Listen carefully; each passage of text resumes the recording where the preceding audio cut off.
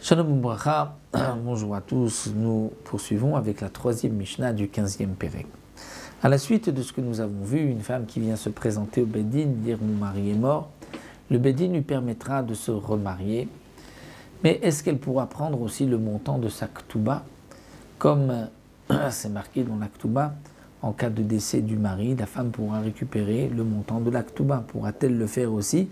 Puisque c'est sur son témoignage, son propre témoignage, eh bien, machloket entre Beth Shammai et Beth Hillel. Beth Shammai yomrim tinase vitol ktubata. On lui permet de se remarier et elle pourra prendre le montant de la Ketouba des biens de son mari, des héritiers. Elle prendra la Ketouba, puisque ce n'est pas la femme qui hérite les biens de son mari, ce sont les enfants de son mari. Donc elle vient réclamer les enfants ou les proches parents de son mari. Donc elle vient réclamer sa Ketouba aussi, on lui donnera. Beth Hillel disent non, Tinasev le tol ktubata. On la croit, elle peut se remarier, mais elle ne prendra pas la Ketouba. Pour la Ketouba, on ne la croit pas. Amroulaim, Beth Shammai, Beth Hillel disent je ne comprends pas. Et Tartem erva chamua, vous avez permis une interdiction aussi grave que la erva, vous lui permettez de se remarier, vous considérez qu'elle n'est pas échetish, fama, il n'y a pas d'adultère. L'otatirut mamonakal, vous n'allez pas permettre l'argent qui est plus léger, plus facile à permettre. Pourquoi vous ne lui permettez pas de prendre sa Ketouba? Moulin Beth Hillel. Beth Hillel, on dit non. Ce n'est pas une question.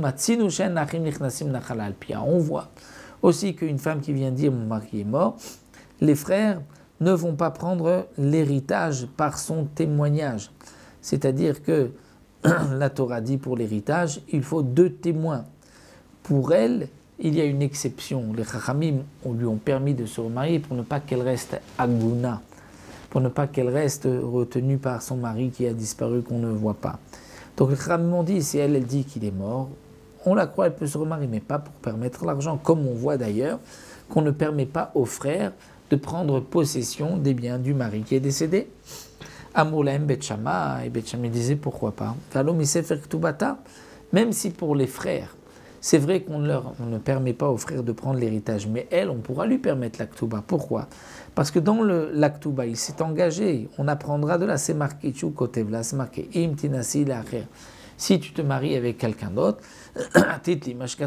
tu prendras ce qui est marqué dans la Ketouba. Et là, elle se remarie avec quelqu'un d'autre, donc elle pourra prendre le montant de sa Ketouba.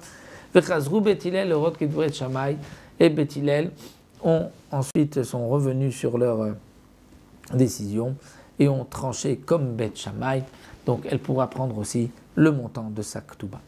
Donc dans ces 3 premières Mishnayot, nous avons vu que lorsqu'une femme se présente au Beddin et elle-même témoigne de la mort de son mari, on pourra lui permettre de se remarier. Nous verrons dans la prochaine Mishnah, lorsque ce n'est pas elle qui vient, mais c'est quelqu'un d'autre, qui on croira, qui on ne croira pas, ça nous le verrons Bezrat Hashem la prochaine fois.